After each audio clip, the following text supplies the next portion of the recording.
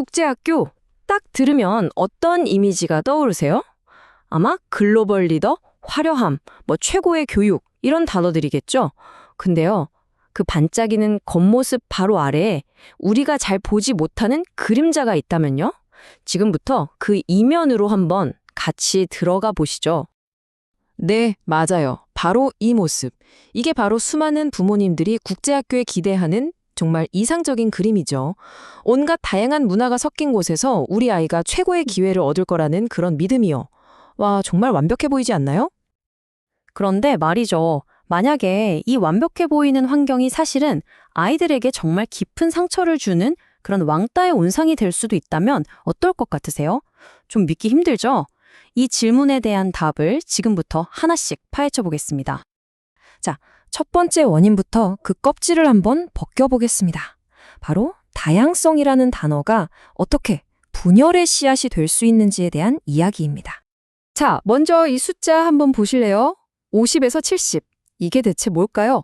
바로 한 국제학교 안에 모여있는 국적의 숫자입니다. 어마어마하죠? 이렇게 다양한 건 좋은 거 아닌가 싶으실 텐데요. 글쎄요, 과연 언제나 긍정적이기만 할까요? 바로 여기서부터 첫 번째 균열이 시작되는 겁니다. 여기서 핵심은 바로 자기중심적인 태도예요. 뭐랄까, 내가 살아온 방식, 우리 문화가 정답이고 너희 방식은 좀 이상한데? 이렇게 생각하는 순간 그 엄청났던 다양성은 더 이상 축복이 아니라 서로를 가르는 분열의 벽이 되어버리는 거죠. 서로를 이해하고 존중하는 마음이 사라진 그 자리에 배제라는 싹이 트기 시작하는 겁니다.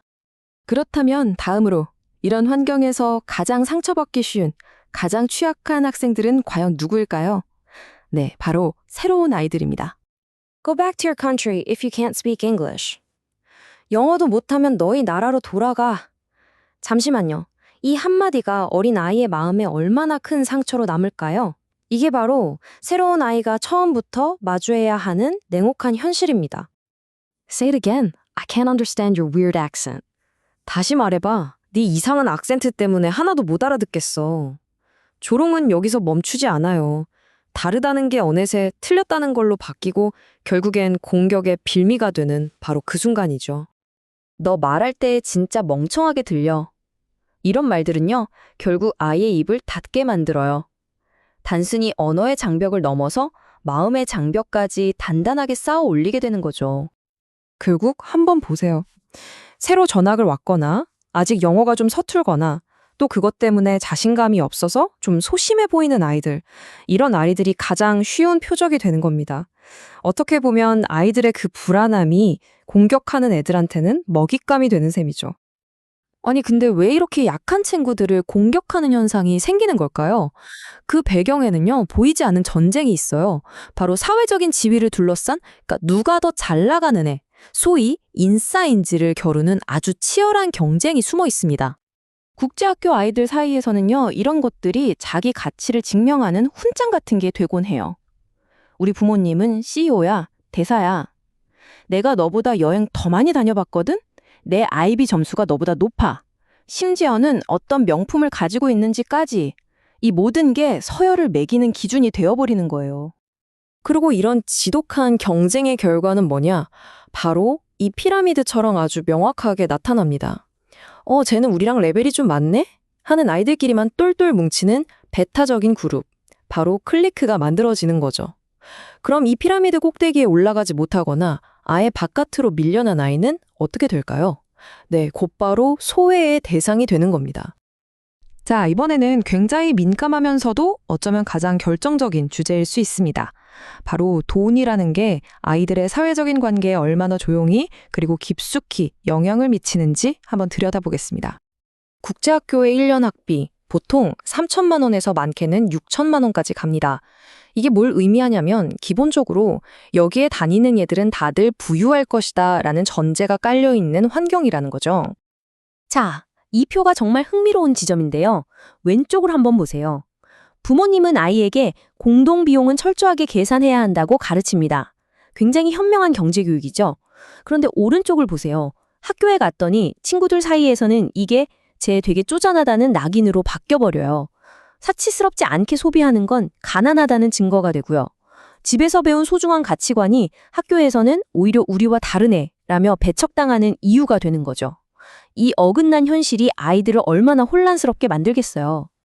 자, 이제 마지막 원인입니다. 이번에는 국제학교 내부에 아주 강력하게 존재하는 그 엄청난 학업적 압박에 초점을 맞춰보겠습니다. 많은 국제학교들이 채택하고 있는 IB, 즉 인터내셔널 바칼로레아 프로그램은요. 학업 강도가 정말 어마어마하게 높습니다. 근데 여기서 중요한 건 높은 성적을 받는다는 게 그냥 쟤 공부 잘하는구나 여기서 끝나지 않는다는 거예요. 그 성적이 곧 사회적인 지위, 아이들 사이의 서열과 직접적으로 연결된다는 거죠. 그럼 어떻게 되느냐? 1단계, 일단 쟤는 똑똑하지 않아 라는 낙인이 딱 찍힙니다. 2단계, 그럼 아주 중요한 프로젝트 같은 데서 의도적으로 배제되기 시작하죠. 그리고 마지막 3단계, 결국 사회적으로 완전히 고립되고 맙니다. 학업에서의 어려움이 곧 사회적인 죽음으로까지 이어지는 이 무서운 과정이 정말 현실이 되는 겁니다. 결국 이 모든 문제의 화살은 어디로 향하게 될까요? 이 질문, 누가 낳았고, 누가 길렀고, 누굴 보고 배우며 자랐을까요? 이 말은 우리에게 정말 많은 걸 생각하게 합니다. 아이들의 이런 행동들이 과연 어디에서부터 비롯된 걸까? 그 책임의 무게중심이 슬그머니 부모와 가정 환경으로 옮겨가는 게 느껴지시죠? 오늘 이야기를 마무리하면서 이 질문을 우리 모두에게 한번 던져보고 싶습니다. 이렇게 모든 것이 경쟁인 세상 속에서 우리가 잠시 한눈판 사이에 우리 아이들에게 대체 무엇을 가르치고 있는 걸까요?